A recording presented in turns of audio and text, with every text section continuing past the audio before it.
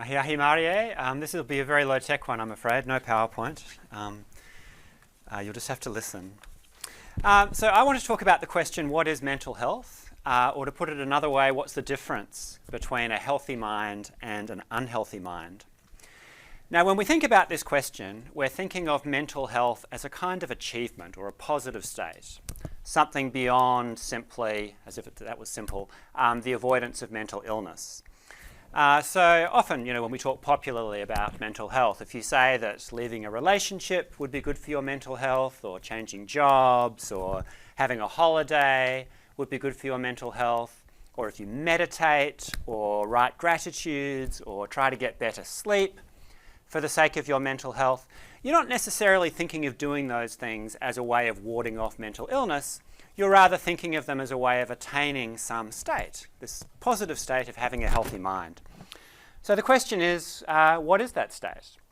And I want to talk a little bit about the kind of question that we're asking when we ask what is mental health, and the ways in which we could go about trying to answer that question. It's not often noted, but in the various bodies of scholarly literature on mental health, there's a huge range of conflicting assumptions that are made about what mental health is. To mention just a couple of them, a lot of people write as though to have a healthy mind is basically just to be happy. It's to enjoy well-being. They'll often use the phrases mental health, the phrase mental health interchangeably with mental well-being, or flourishing, or thriving, or even just happiness. On the other hand, in other parts of the literature, it's often taken for granted that to have mental health is to have a mind, all of whose parts function properly.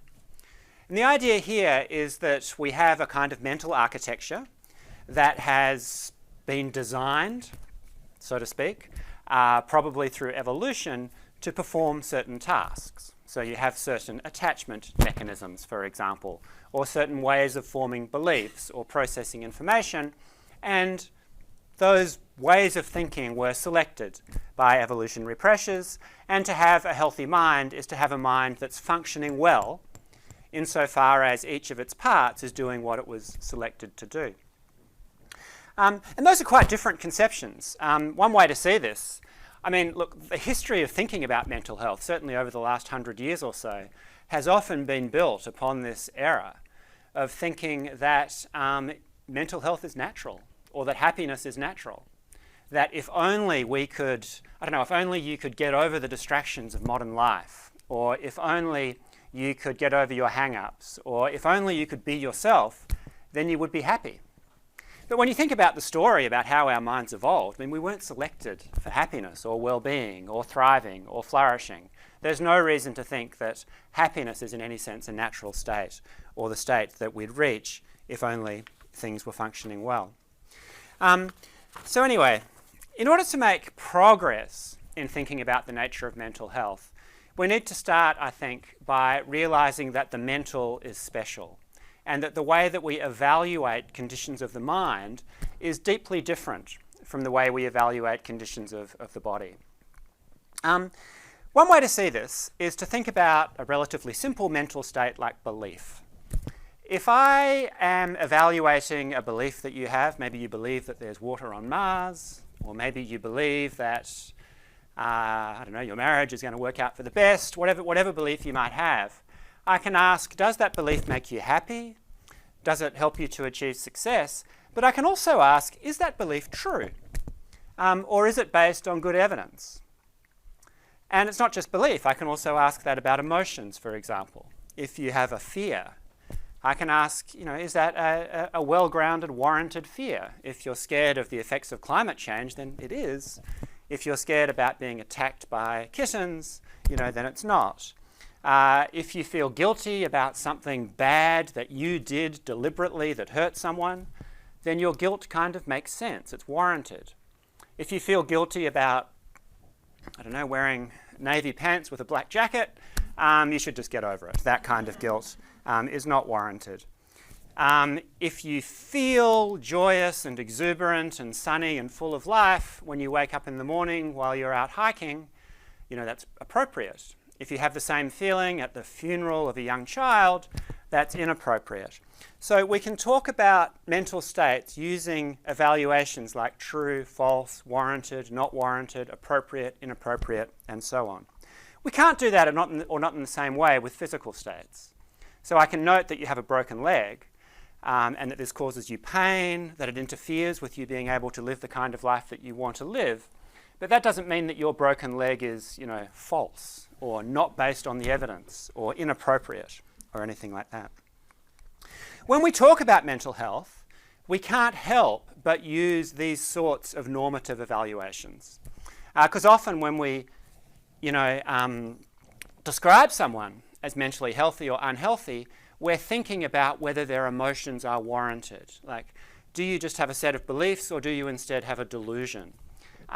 Do you have rational fears or do you have a phobia? When you worry about your mental health, you might worry about the fact that you have feelings that make no sense or that you have certain feelings that don't fit with the environment in which they occur. One consequence, I think, is that when we think about mental health, we're in the realm of the ethical. It's not a simply scientific or medical question. And we should expect that what you see as a healthy mind will depend partly on your worldview. Cultural differences, religious differences, values will all make a difference to what you think counts as a good way of living and hence as a good way of thinking. So against that background, here is a bit of a suggestion. I think that we can think about mental health as a kind of a resource. So to have a healthy mind, and this is my suggestion, is to have a set of mental skills, capacities, patterns of thinking that give you access to living a good human life. There are lots of different ways to live a good human life. You can live a good life as a philosopher or as a surfer, as a parent, as an astronaut, hunter-gatherer, stockbroker, whatever else. There are all sorts of different forms of the good human life that might not have much in common with each other.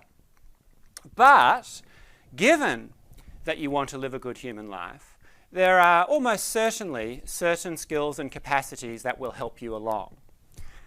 So as a human, if you're going to live a decent life, then you probably need to be able to form accurate beliefs about the world, to understand what's going on around you. You probably need to form cooperative or loving relationships with other people. Living a completely lonely human life is not usually a way of living a good life. You probably need to be able to manage your temper, to delay gratification. You probably need to be able to make plans and stick to them. Now, having all of these skills, it doesn't guarantee that you'll live a good human life. You could still be unlucky or really screw things up or whatever else, but they give you a better chance.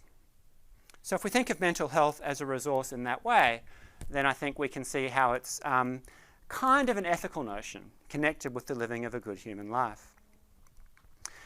In order to kind of add details to that outline of a conception of mental health, we need partly to do ethical work, to think about what the good human life actually is, and where we have deep disagreements about the nature of the good human life, we should expect to have deep disagreements about the nature of mental health. So for example, if you think that you can only live a good human life if you have, a good relationship with God, for example, then you'll probably think that a sense of spirituality is absolutely essential to mental health. If you don't, then you won't. But then obviously there are also aspects of understanding mental health that are scientific and medical. We have to ask, well, what kinds of mental resources, what kinds of skills and capacities in fact lead us towards certain kinds of lives rather than others? What kinds of medical interventions can in fact cultivate the kinds of resources that we need in order to have access to a good way of living? But I guess the main point I want to make in thinking about your own mental health and whether you should write gratitudes or drink less coffee or whatever else, the main point I wanted to make is that I think thinking about mental health, because it's ethical, always has to be somewhat personal. The first question has to be, well, what kind of life do I actually want to live? And you shouldn't let anyone bully you into telling you that you have to do this for your mental health because you have to live this kind of life. Ultimately, it's a decision, what kind of life do I want to live? And then a secondary decision, what kind of mental skills, capacities, and patterns of thought are going to help me get there. Kia ora. Thank you.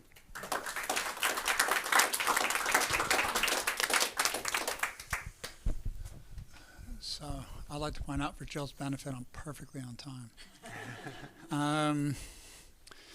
We compete on the Marsden Fund to see whose meetings are more efficient. I'm still winning. So are there any questions for Simon? In the back, Jenny.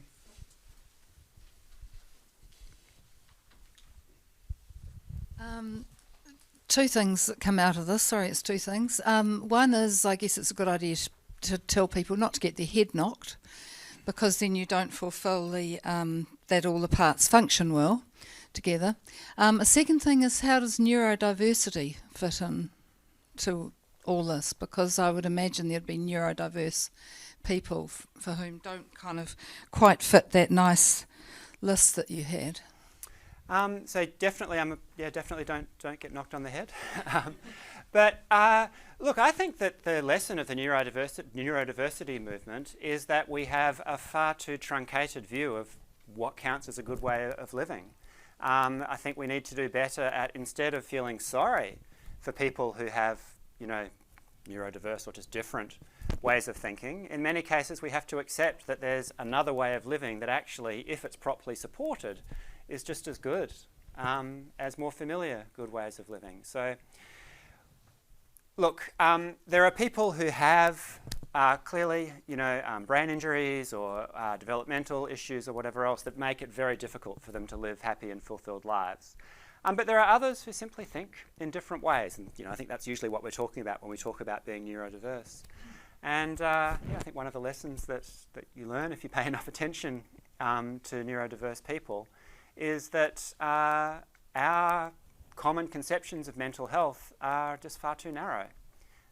That you don't, in fact, need to have, I don't know, what's an example? I don't know, being able to mind read, to understand others' emotions is really essential for some ways of living well. But people who have severe autism and aren't very good at that, often, in the right environment, with the right support, can still live perfectly wonderful lives. So I think it's just a matter of being a bit less judgmental and a bit more open to different possibilities, rather than ascribing disorders or sicknesses. Thank you. Are there any other questions? All right, well, I think that was... Sorry. Always seems you COVID, because post, in the context of COVID, there's a lot more stress on individuals and whānau, and so people are saying there's an increase in mental health issues. I mean, the term mental health is entirely problematic, I agree. But what are the kind of things that you're seeing in terms of what being through a pandemic is actually doing, and the kind of things that people are trying to do to move beyond that in terms of their well-being?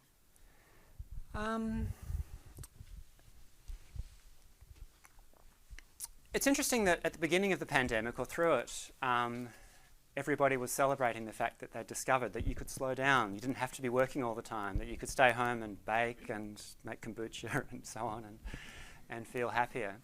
And then coming out of it, we're starting to talk about, the mental health toll that was wreaked by COVID. So look, I think the most honest thing I can say is that that's something I think to be discovered empirically, and it's not work that I've done. But I suppose, look, I think one clear toll that the COVID epidemic seems to have wreaked upon young people is that you've just, you've heard all this, but you've had generations of people who have missed formative years, and in particular have missed out on the chance to develop the skills required to maintain, healthy personal relationships. And I think that's one thing that all humans need, at least for now, until the robots take over. Jill's got the robots covered. Are there any further questions? If not, if you join me in thanking Simon and all our speakers.